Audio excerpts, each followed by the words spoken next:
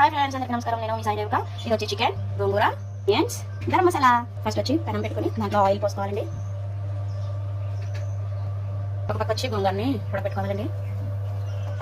ఒక ప్లేట్ పెట్టేసుకోవాలండి. వచ్చి ఆయిల్ కాగిందండి. ఇప్పుడు ఇందులో ఆనియన్స్ వేసుకోవాలండి. ఇంట్లో కొంచెం ఉప్పు వేసుకోవాలండి.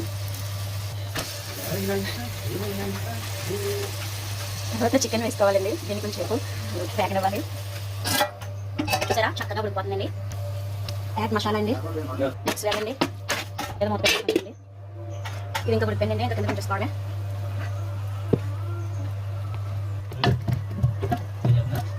ఇప్పుడు దీన్ని పప్పుతో కలపెట్టుకుంటుంది కదండి, అలా కలపెట్టుకోవాలి మెత్తగా అవేలా.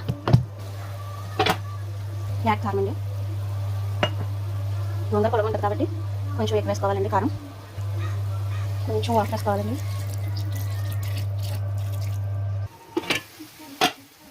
ఇలా ఇక్కడ ఫ్రెండ్స్ దగ్గరకు వచ్చేసింది.